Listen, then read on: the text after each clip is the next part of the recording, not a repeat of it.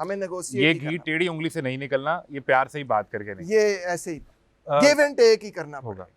Iranian जो foreign minister हैं Abbas Araghchi, वो अभी रूस भी गए और व्लादिमीर पुतिन से, प्रेसिडेंट पुतिन से उनकी मुलाकात भी हुई। और फिर प्रेसिडेंट पुतिन ने एक बयान में ये भी कहा कि जो हमारे लोग रशियन वहाँ काम कर रहे हैं, मैं उनको नहीं निकालूंगा, 600 लोग, तो इसराइल जरा इंसान बने और वहाँ अटैक नहीं करे। तो आपको लगता है एट सम पॉइंट रूस इस जंग में फिर उतर पड़ता? और रूस ने और पुतिन ने बयान दिया बाकायदा कि हमने ईरान को ऑफर की कि हमारा जो इंटीग्रेटेड डिफेंस सिस्टम है वो हम आपको देने के लिए तैयार हैं, आप लें उसे, आप लें और आप लड़ें। और मेदवेदेव ने ये कहा कि कंट्रीज आर, उसकी कोटेशन है, lining up to give Iran the atomic bomb. Okay, yes, ये भी स्टेटमेंट आई हुई है। सो और फिर ईरान ने रिस्पॉन्ड किया। और अगर मैं आपसे पुतिन ने भी वो कंट्रीज कौन, नहीं उसने नाम नहीं लिया, मैं आपसे पूछ रहा हूँ, इसलिए आपका क्या ख्याल है?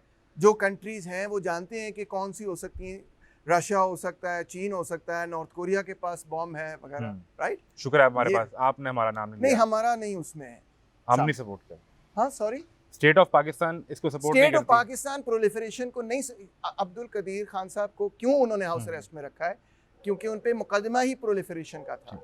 तो स्टेट ऑफ पाकिस्तान प्रोलिफरेशन का रिस्क नहीं लेता, नहीं लेना। तो वो कंट्रीज जो लाइन अप कर रही थी कि वो ईरान को न्यूक्लियर पावर दें और बॉम्ब दें, नहीं, ये मेरा कंजेक्चर है, ये मेदवेदेव ने नहीं कहा, ये किसी ने नहीं कहा, बट वी कैन गेस। ठीक है ना, वी कैन गेस कि अगर उनको हथियार चाहिए होंगे तो कहाँ से उनको मिल सकते हैं। एनीवे, तो पुतिन ने ये कहा कि ईरान ने हमें ये कहा है कि हम खुद मैनेज कर लेंगे, और ईरान ने भी ऑफिशियल स्टेटमेंट ये दी कि उन्होंने कहा था कि हम मदद करने के लिए तैयार हैं, मगर हमें किसी की मदद की जरूरत नहीं, असि आप देख लांगे। और उन्होंने देख लिया, हाँ, फिर दिखाया भी इसराइल, दिखाया भी है कि we can manage, we don't need China, we don't need Russia, हम खुद भी इतने हैं कि आपको देख लेंगे। और उन्होंने ये साबित करके दिखा दिया है। और एक जो ख्याल था कि इसराइल के ऊपर अटैक नहीं किया जा सकता या उसके ऊपर उसका डिफेंस इतना अच्छा है, वो भी शैटर हो गया, वो आयरन डोम जो है वो ग्लास डोम साबित हो गई है। जो एक पत्थर से, नहीं वो पत्थर से तो नहीं, मगर देखिए ना, जब उसके मुकाबले में तो ईरानी मिसाइल पत्थर है ना, जो उनके पास टेक्नोलॉजी है, अमेरिका जो उन्हें सपोर्ट कर रहा है। नहीं, ईरानियों के पास भी अच्छी टेक्नोलॉजी, ऐसा नहीं है। मामला ये था कि ईरान ने जब पहले आयरन डोम पे हमला किया था, आपको याद होगा, तो उन्होंने टेस्ट किया था कि इसकी वीकनेस क्या है।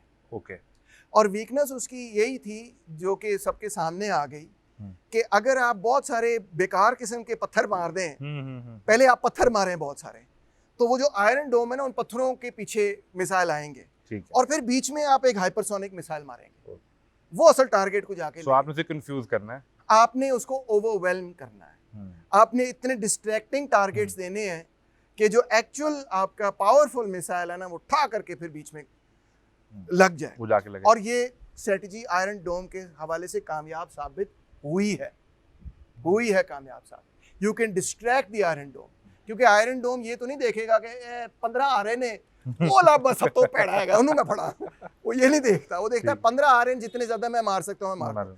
वो 15 को मारने के लिए निकलेगा, बीच में से 16वां जो है ना, तेजी से हाइपरसोनिक मिसाइल ठा के लग जाएगा। ये स्ट्रेटजी। जो अभी ट्रम्प चिड़चिड़े भी हुए थे, उन्होंने गाली भी दे दी, उसकी वजह कहीं ये तो नहीं थी कि वो इसराइल को कहना चाह रहे थे कि तुम खुद को पूरी तरह डिफेंड भी नहीं कर पाए, तो मुझे तुम्हारे लिए जंग लड़नी पड़ेगी, तो बस कर दो, अब अटैक नहीं करो? नहीं, ये भी एक वजह है, मगर मेन वजह उस वक्त यही थी कि ट्रंप ने बड़ा क्लियरली कहा कि मैं तेनू क्या सी सीज फायर कर। तो फिर उसने कहा कि उन्होंने उठा के पता नहीं कितने पावरफुल बम मारने शुरू कर दिए ईरान पे, तो मैं बड़ा खफा हूँ। तो उन्होंने क्योंकि सीज फायर तोड़ा है, इजराइल ने तोड़ा है सीज फायर, ट्रंप ने माना है, ट्रंप ने कहा है कि इजराइल ने, मैं सीज फायर कीता सी, उन्होंने तोड़ देता है, इसलिए ट्रंप उनसे नाराज था कि मेरे से आपने एग्री किया था सीज फायर और उसके बाद आपने जाके इतनी बमबारी कर दी। ट्रंप की एग्जैक्ट अल्फाज थे कि इतने बम मारे कि हमने तो देखे नहीं ऐसे बम, पता नहीं कितने बम मार दिए। वो जिस तरह बात करता है आपको पता है ना, तो that's why he was angry with them कि why did you break the ceasefire. वो किसी छोटे मोटे बम से नहीं आपने उसको तोड़ा, आपने एक मेजर अटैक किया। सो मुझे ये बताएं कि फिर वो जो हमने नामजद किया डोनाल्ड ट्रंप को नोबेल प्राइज़ के लिए, तो हमने तो ठीक किया ना, एक और जंग में उन्होंने सीज फायर करवा दिया है, तो this was a good decision. और हमने जो सिफारती महाज पर तो हमने पाकिस्तान ये इतना सिंपल नहीं है। उसकी वजह ये है कि जब ओमान में और इटली में रोम में जब मुज़ाकरात हो रहे थे तो इज़राइल ने अमेरिका को कहा कि हम अटैक कर सकते हैं, और कई दफ़ा पहले अमेरिका ने कहा नहीं करना, और फिर उसके बाद अमेरिका ने ग्रीन लाइट दी। और ट्रंप ने खुद कहा yes we were aware of what the Israelis were going to do. Aware का मतलब ये है कि हमने उनको थम्स अप दिया, थम्स अप के बगैर वो अटैक होना ही नहीं था। तो इसका मतलब ये है कि इतना सादा नहीं होना चाहिए हमें कि हम ये कहें कि अब उसने अमन करा दिया तो सब ठीक है, क्योंकि जंग में भी थम्स अप उसी ने दिया।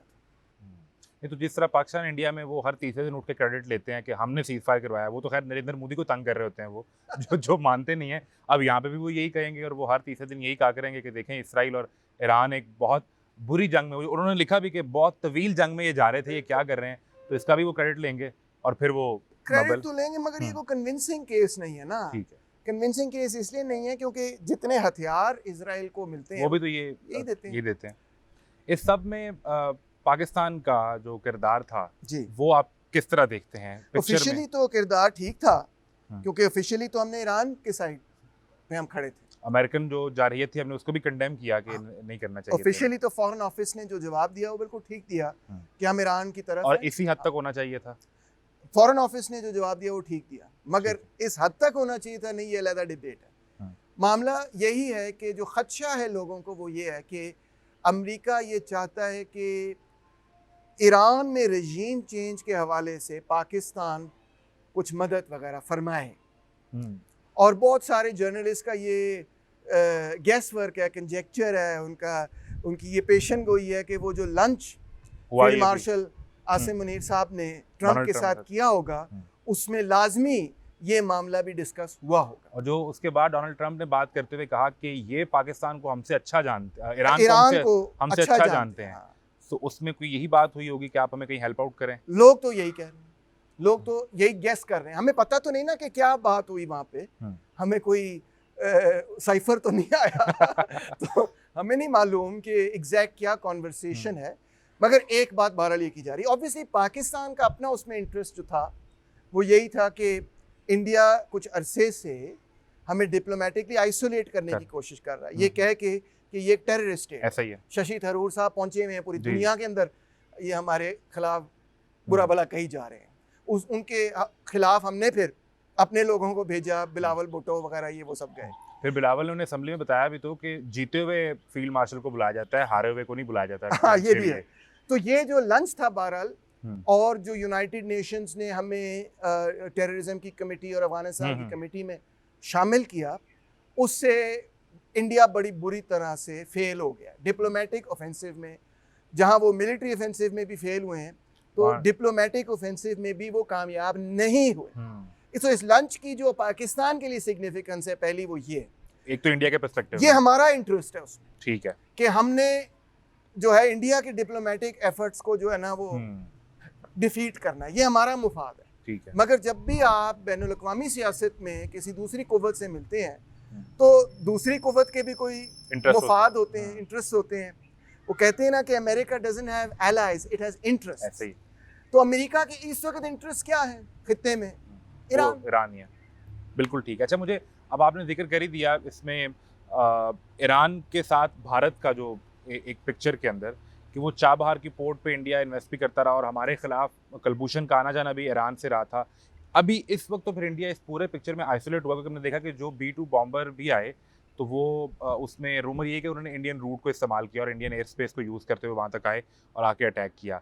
सो अब जो ईरान है वो इंडिया से भी ये पूछेगा कि हम तो आपसे हाथ में ला के बैठे थे पाकिस्तान नहीं, ये तो अभी फिलहाल रूमर है ना, I don't know if it's confirmed yet कि इंडियन रूट किस तरह लेगा B-2 bomber. They have a base right there in Qatar, right, they have tons and tons of bases in the Middle East, all around Iran.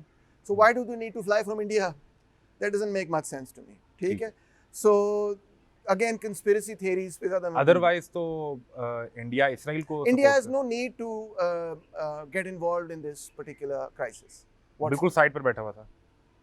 वो Israel को भी support नहीं कर रहा। इंडिया जो है ना कई चीज़ों में बड़ा अक्लमंद चलता है, हमसे कभी-कभार ज़्यादा अक्लमंद चलता है। अब देखें, इंडिया इसराइल और अमेरिका से भी तिजारत कर रहा है और ब्रिक्स के साथ भी है।